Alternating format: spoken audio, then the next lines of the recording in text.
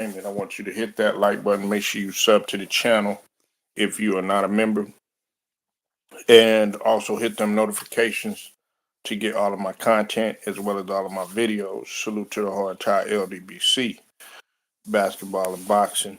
And salute to all the people that rock with me. And if you don't and you choose not to fuck with a nigga, hey, that's cool with me, man. We still gonna step all over you and roll all over you. You feel what I'm saying? The grind doesn't stop over here regardless, okay? So with that being said, man, let me go ahead and get right to it, man.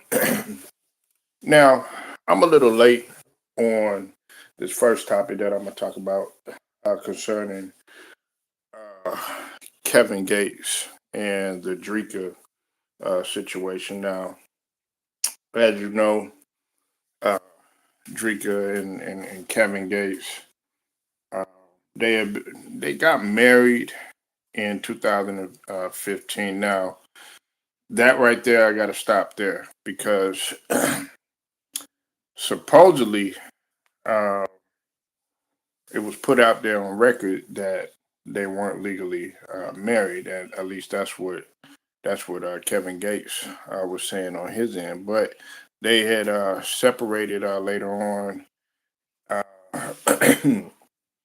and then eventually Dreka had ended up filing for divorce. But the bigger thing is that you know with this whole situation that's going on with these two, right? Kevin Gates uh, had he had been with well, it was a well publicized marriage between uh, Brittany Renner and Kevin Gates for whatever it was worth. And me myself personally, I felt like it was just good for clout. Hold on one sec.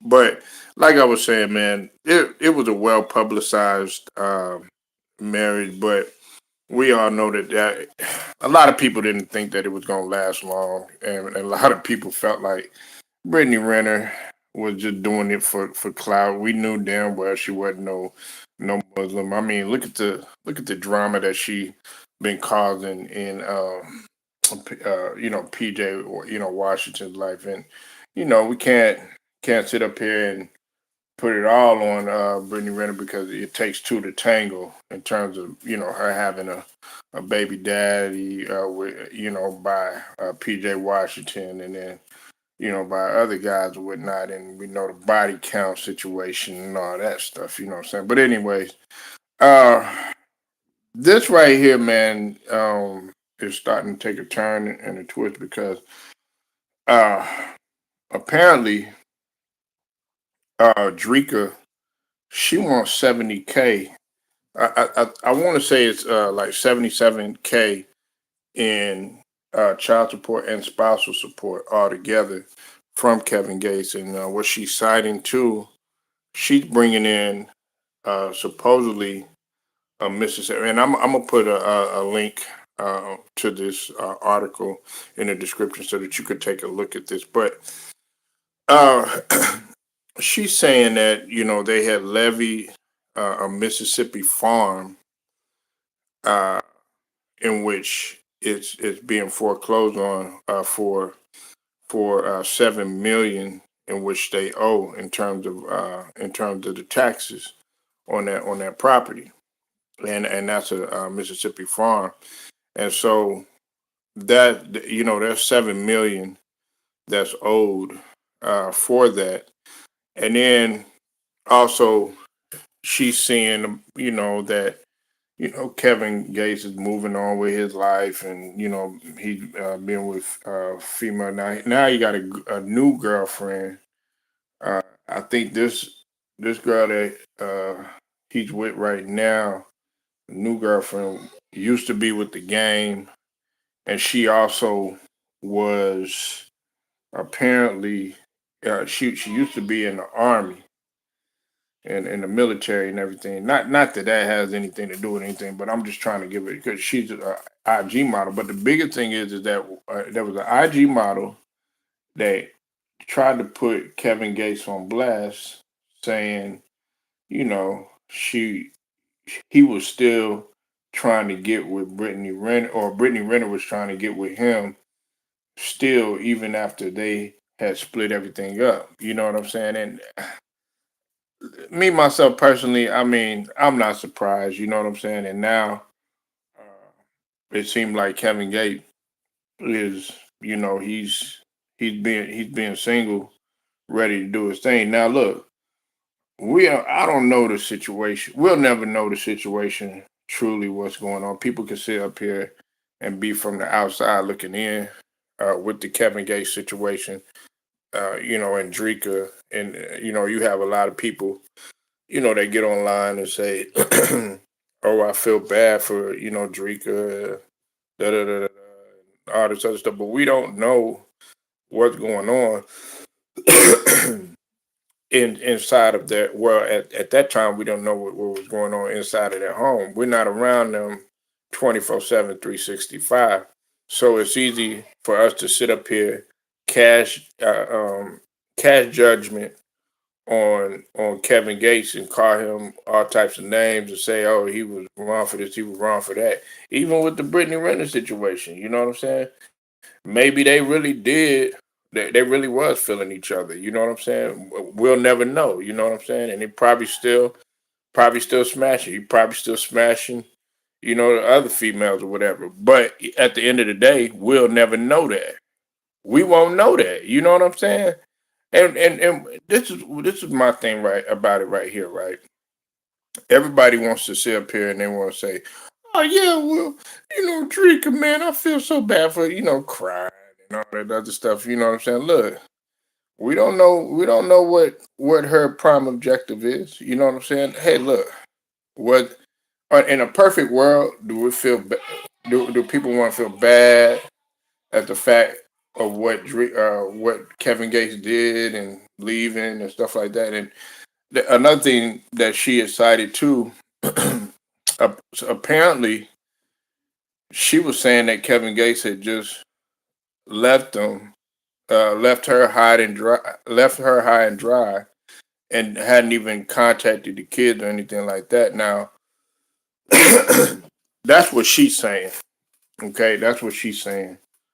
But listen, as much as I want to sit up here and believe that, and want to sit up here and criticize Kevin Gates and stuff like that, I can't do it because, like I said, we don't know the situation.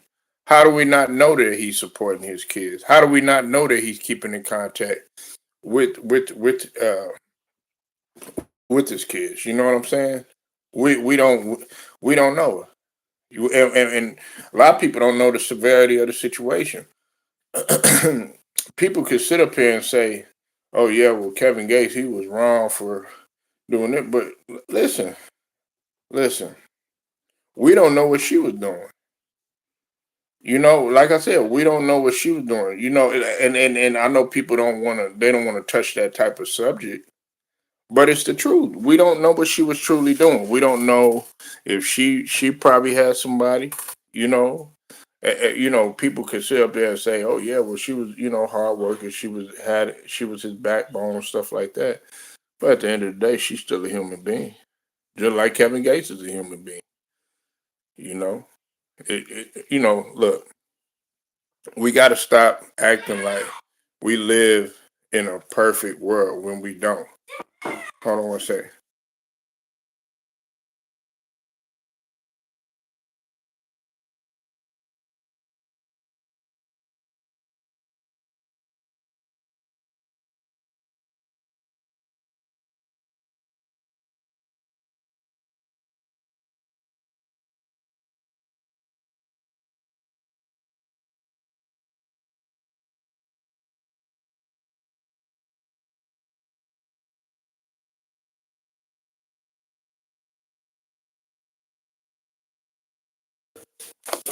Sorry about that, y'all. But the thing about it is people want to sit up here and they want to criticize this man for uh what he's done and stuff.